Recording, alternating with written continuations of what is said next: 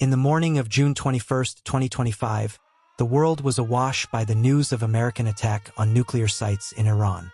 On his Truth Social, Trump announced that American bombers and planes had targeted the underground nuclear sites in Isfahan, Natanz, and Fordow using bunker busters and other bombs. He boasted about American military prowess and declared the mission a success. Meanwhile, Netanyahu proclaimed a historic win for Israel that would last for generations and proceeded to thank President Trump for helping the Jewish state. However, had Israel won? Or more likely, did Israel make a strategic blunder? In this video, we shall explore 3 strategic mistakes that Netanyahu and his country made in its war with Iran. Please hit the subscribe and the like button to promote this video. Israel's first mistake was underestimating Iran. Netanyahu and his American friends believed they could achieve a quick victory over Iran by instituting precise, surgical, and devastating strikes on Iran.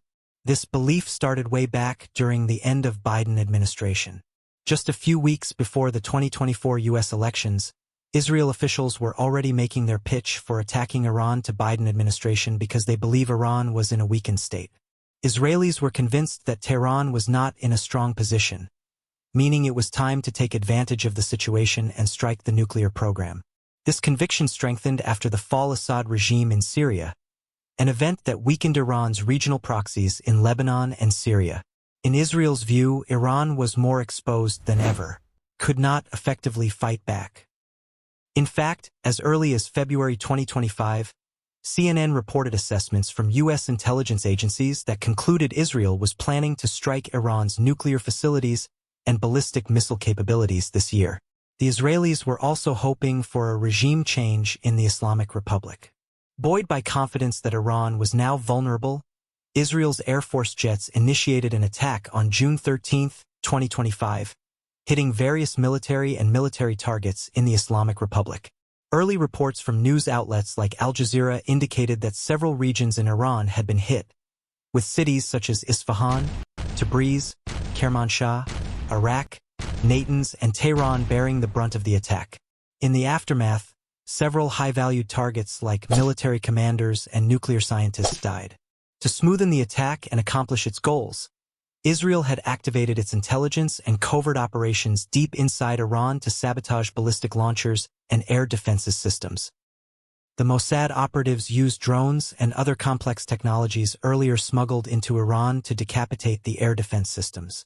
To be fair, the attack on Iran was effective and genuinely shocked the world. Israel had managed to establish an uninterrupted air corridor from Syria to Iraq to Iran while meeting little resistance. As we saw earlier, the fall of Assad regime had cleared the way for Israel fighter jets to fly easily towards Iran. Within 4 days, Israel declared air superiority, which means it could act with impunity over Iran's airspace. But did the initial success mean Iran had been defeated? Or had Israel underestimated Iran's resiliency and capability? For starters, the Iranian regime did not fall as anticipated. Netanyahu probably expected people in the Islamic Republic would grab the opportunity and kick out the leaders in Tehran. He sincerely believed that Iranian people were ready for a regime change. Instead, what happened is the exactly opposite. People rallied behind the flag, expressing national pride and patriotism towards their motherland. Therefore, in this regard, Netanyahu had overestimated his capacity to instigate a regime change in Iran. Secondly, Netanyahu and his cabinet underestimated Iran's capacity for retaliation. They expected the initial attack and saboteurs of ballistic missile launchers to diminish Iran's military ability to retaliate, especially with most of the launchers exposed to Israel's air superiority. They also believed Iran had only 1,200 missiles from a total of 2,000 maximum. This assessment turned to be wrong. For 12 days, Iran launched hundreds of ballistic missiles, some of which penetrated the Jewish state's air defenses. Moreover, reports suggest that Netanyahu at one point admitted that Iran might be having around 28,000 missiles. This turn of events suggests Israel had made a colossal mistake. It underestimated its arch-rival and overestimated its own strength, exposing itself in the process. This brings us to the second blunder committed by Israel.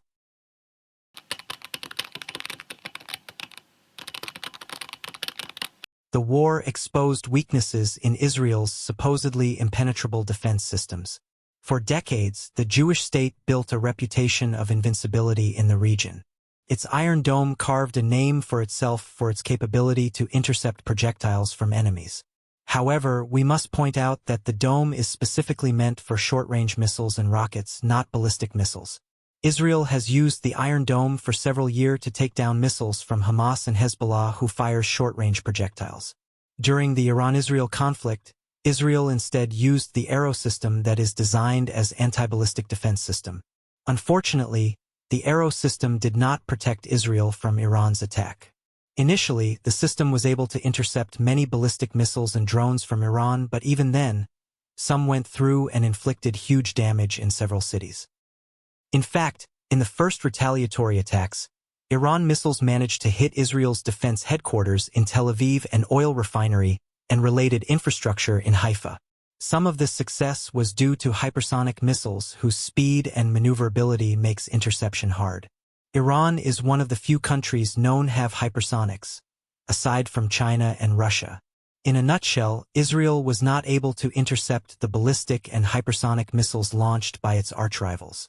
Its vulnerability had been exposed. Things got so bad that the government admitted it could not intercept all the Iranian missiles and as a consequence had to choose what to intercept and what to let pass through. This happened despite the fact that the U.S. Navy destroyers in the Mediterranean Sea were helping in interception through the THAAD and Patriot defense systems. Like the Israelis, Americans were also running out of interceptors and could not take down all incoming missiles forever. In other words, both Israel and the U.S. were running out of interceptors. Faced with this sobering reality, Netanyahu declared that Israel would not be dragged into a war of attrition. This kind of war generally involves wearing down the opponent over a prolonged period. Without interceptors, Netanyahu knew his country could not sustain a long-term war with Iran. The balance of power had shifted to Iran's favor, which had thousands of stockpiles of ballistic projectiles. In this sense, Netanyahu displayed to the world the biggest weakness of his country. Israel was not invincible or invulnerable. An opponent prepared for an attrition war can grind down the Jewish state.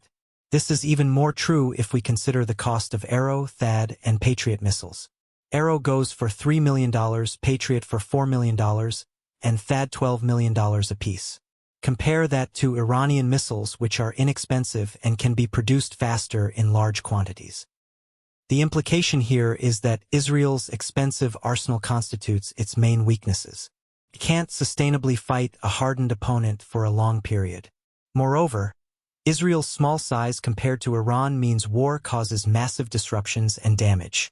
During the 12-day conflict, the Jewish state was almost shut down as people rushed to shelters while others relocated to Cyprus and Europe. Even airways took the airplanes to Cyprus and Greece for safety. The small size of Israel was a source of vulnerability.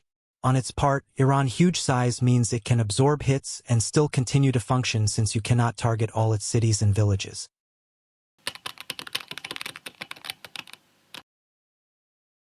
Even though some countries in the region have been wary of Iran, the Israel attack changed the situation to Iran's advantage. Many regional powers, including Saudi Arabia, Qatar, Jordan, and Iraq, chose to be neutral. In fact, the Saudis, who Netanyahu has been hoping to lure on his side through diplomatic normalization, have chosen to stick with Iran. In their view, Israel has become the main destabilizing force in the region. For many Gulf countries, Israel's war in Gaza, Lebanon, and now against Iran makes good relations impossible. Many Arab governments view rapprochement with Iran as a necessity and know they would suffer reputational damage among Muslims if they sided with the Jewish state. Another thing worth pointing out is that Israel's actions could spur countries to arm themselves. Already, there are reports that Iran is receiving Chinese air defense systems. These systems will help the country bolster its outdated and damaged air defenses and in doing so deter Israel.